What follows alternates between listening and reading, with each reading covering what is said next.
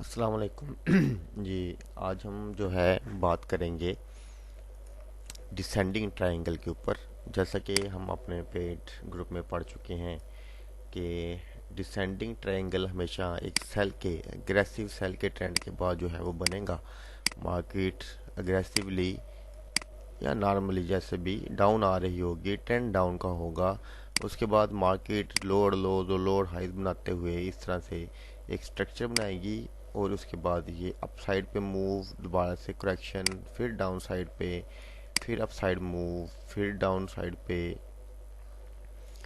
और यहाँ पर मार्केट अगर हम अपने एस एंड आर के कंसेप्ट को रीन्यू करें तो यहाँ पे हम देखेंगे कि हमें मार्केट एक स्ट्रांग सपोर्ट लेवल देगी। ठीक है, जब जब मार्केट इस तरह से मूव कर रही होगी तो मार्केट इस हाई को नहीं तोड़ पाएगी, इस हाई को, लोअर हाई को मार्केट तोड़ नहीं पाएगी। नेक्स्ट भी जो बनाएगी वो इससे ऐसे छोटे ही बन रहे होंगे ये चीज़। तो यहाँ पे अगर हम इस तरह से एक लाइन लगाएं तो ये हमारी एक जिसको हम रेक्टेंगल लाइन कहते हैं वो बनेगी। और उसके बाद मार्केट सेम दोबारा से इस तरह से मूव जो है वो करेगी। ट्रेंड लाइन जो हम इस तरह से ये लगाएंगे डाउन साइड पे तो ये बनेगा। बेसिकली अगर हम यहाँ पे देखें तो यहाँ पे हम इसको, ये हमें फर्स्ट वीक मिली, ये सेकंड मिली, इसको हम डबल टॉप की सूरत में भी ट्रेड कर सकते हैं अगर आरएसआई सपोर्ट कर रही हो। ये ट्रिपल बॉटम के तौर पर, ये ट्रिपल बॉटम, ये टेट्रा बॉटम अगर, और इसके बाद मार्केट यहाँ पे हम क्या करेंगे, यहाँ पे हम अगर नेक्स्ट लेवल यहाँ पे लगाएं तो एक हमें रेजिस्टेंस लेवल ये मिल रहा है, एक हमें इससे स्ट्रांग रेजिस्टेंस लेवल ये मिल रहा है। तो मार्केट जब इस ट्रेंड लाइन को तोड़ेगी ऊपर की तरफ इस तरह से, साथ में उसको किसी एक स्ट्रांग रेजिस्टेंस लेवल को भी जो है वो ब्रेक करना ज़रूरी है।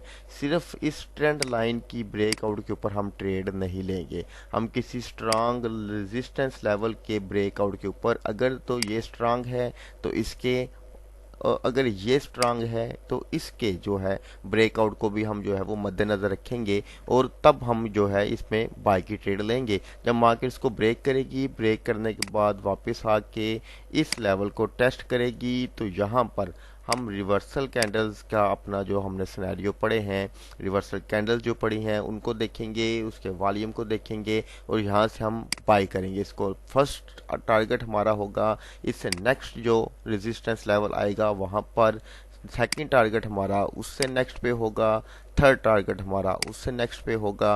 अगर हम उसको मज़ीद जो है वो होल्ड करना चाहें तो level to level according to trading के बाद हम यहाँ पे नई पोजीशंस भी ले सकते हैं। हर लेवल के रीटेस्ट के ऊपर हम नई पोजीशंस लेंगे।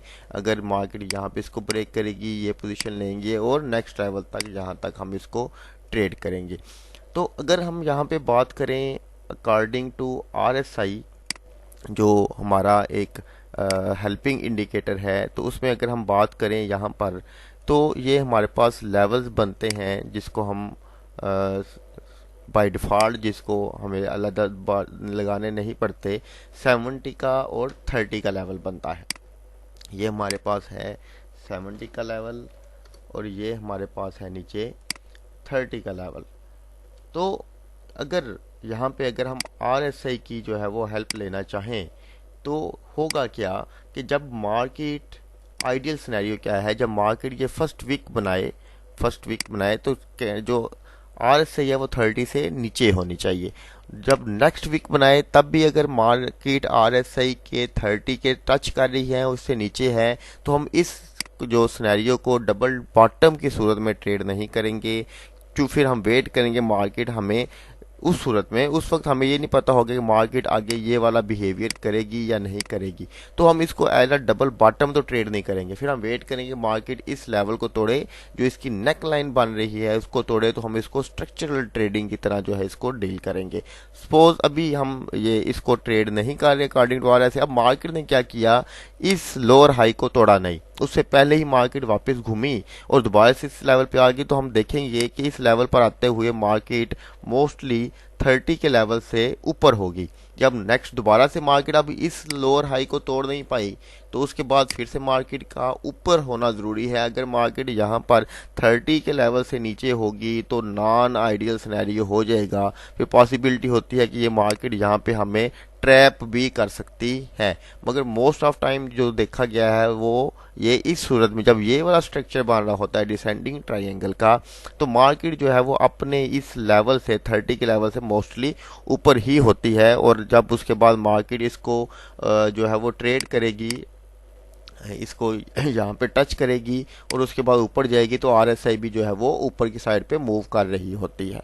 आइए चलते हैं इसको चार्ट के ऊपर।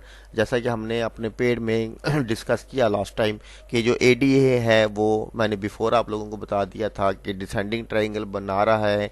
जब भी आपको लेवल्स बता दिए गए थे कि इसको ब्रेक करे तो कहाँ पे आपने किस तरह से जो है वो ट्रेड में एंटर होना है। स्पॉट ट्रेडिंग में लिवरेज ट्रेडिंग अभी आप लोग नहीं कर सकते, मना किया गया है आपको। तो यहाँ पे हम देखते हैं ये हमारे सामने एक सेल का ट्रेंड है, हमने नज़र आ रहा है। ये देखिए एक अग्रेसिव सेल का ट्रेंड आ रहा है मार्केट में, ये ऊपर से नीचे ये नज़र आ रहा है आपको। ये बहुत अग्रेसिव सेल का ट्रेंड है, हम इसके बारे में काफ़ी टाइम से जो है वो डिस्कस कर रहे हैं। ये अग्रेसिव सेल का ट्रेंड है, H4 का टाइम फ्रेम है। अब यहाँ पे अगर आप देखें तो मार्केट ने आके ये डिसेंडिंग ट्रायंगल बनाया है। ये डिसेंडिंग ट्रायंगल के बारे में भी हम पढ़ चुके हैं पेड में। अगर किसी स्टूडेंट्स को इसके बारे में कोई कन्फ्यूजन हो तो मुझसे इनबॉक्स में आके या पर्सनल में पूछ सकते हैं। यहाँ पे देखिए मार्केट, यहाँ पे जब मार्केट ने फर्स्ट वीक बनाई ये फर्स्ट वीक बनाई, तो यहाँ पे देखें ये आरएसआई है 14 पीरियड्स की डिफ़ॉल्ट सेटिंग है वही। जब फर्स्ट वीक बनाई तो मार्केट 30 के लेवल से नीचे, यहाँ पे देखें जब दोबारा से मार्केट ने ये लोअर लो ये लोअर हाई बनाया, इस लोअर हाई को बनाने के बाद मार्केट नीचे आई, तो यहाँ पे फिर से जो आप देख रहे हैं मार्केट ये 30 के लेवल से फिर से नीचे। इसका मतलब है यहाँ पे हम इसको according to double bottom trade नहीं कर पा रहे। अब दोबारा मार्केट जब ऊपर की इसने इस लोअर हाई को नहीं तोड़ा, उससे पहले वापस रिवर्स हुई, तो आप देख रहे हैं इस दफ़ा ये जो आरएसआई है ये 30 के लेवल से जो है वो ऊपर है। जब दोबारा मार्केट गई तो अब इसने इस लोअर हाई को नहीं तोड़ा, इससे पहले ही वापस घूमी। और इस दफ़ा आप देख रहे हैं कि ये मार्केट की जो आरएसआई की पोजीशन है ये हमें बाइंग साइड पे जो है वो इंडिकेशन दे रही है। ये हमें बता रही है मार्केट कि यहाँ से जो अब मार्केट है वो ऊपर की तरफ जो है वो उठ रही है। ये देखिएगा ये एक बाय के ट्रेंड में जो है वो मार्केट अब जाने की कोशिश कर रही है। तो यहाँ पे हम अब उसके बाद मार्केट इस लोअर हाई को तोड़ नहीं पाई, इसी लेवल से टेस्ट किया और वापस रिजेक्ट हुई। तो देखें आरएसआई मजीद ऊपर, यहाँ पे आरएसआई और यहाँ पे आरएसआई मजीद ऊपर जा रही है, जो कि हम इंडिकेट कर रही है मार्केट बाय के ट्रेंड में है। अब उसके बाद मार्केट ने क्या किया कि इस जो ट्रेंड लाइन है ये जो हमने इस डिसेंडिंग की लगाई है, इसको मार्केट ने ब्रेक किया। इसको ब्रेक करने के बाद यहाँ पे ये हमारे पास पहला लेवल आता है, ये सेकंड लेवल आता है, ये हमारे पास थर्ड लेवल आता है, जिनको हम डिस्कस कर चुके हैं अपने पेड ग्रुप में।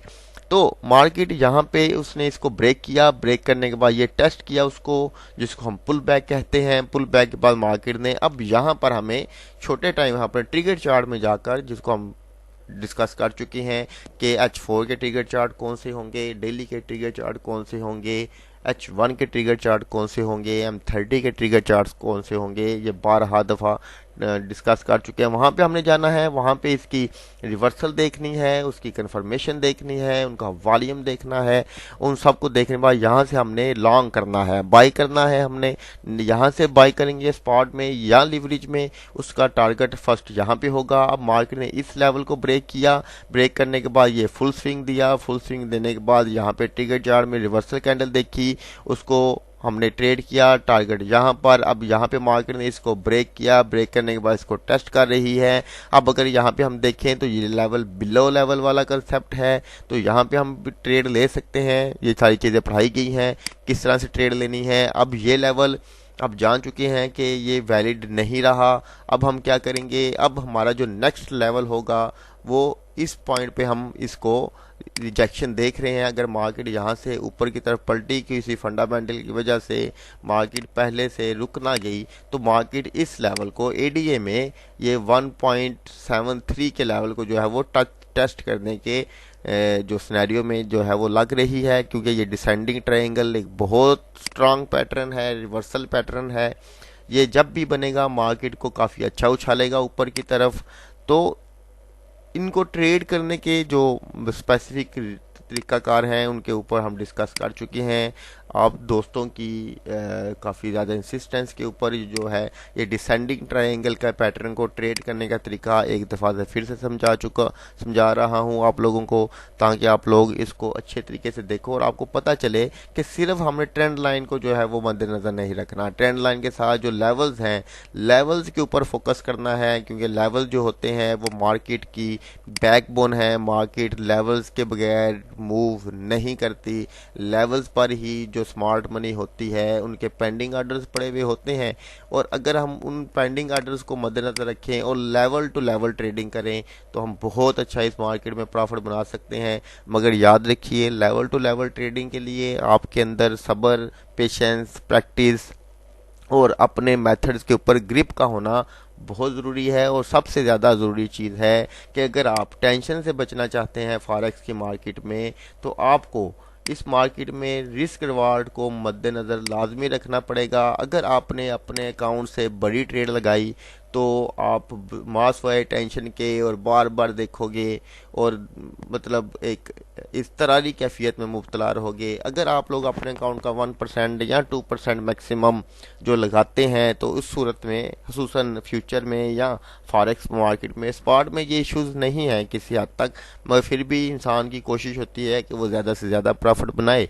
तो अगर आप लोग अपने अकाउंट के हिसाब से, अपने जो वॉलेट के हिसाब से जो है वो ट्रेड करेंगे तो डेफिनेटली आप लोग जो है इसमें बहुत अच्छा पैसा जनरेट कर सकते हैं।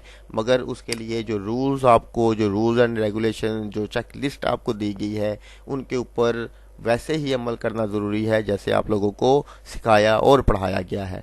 उम्मीद है आप लोगों को समझ आ गई होगी। अगर समझ नहीं आई तो आप मुझसे, जो मेरे पेड स्टूडेंट हैं, वो मुझसे इनबॉक्स में आकर मुझसे कोई भी सवाल जो करना चाहें वो कर सकते हैं, कमेंट सेक्शन में कर सकते हैं। उम्मीद है उनका जो कंसेप्ट है वो क्लियर हो चुका होगा। इजाज़त चाहता हूँ। अल्लाह हाफिज़।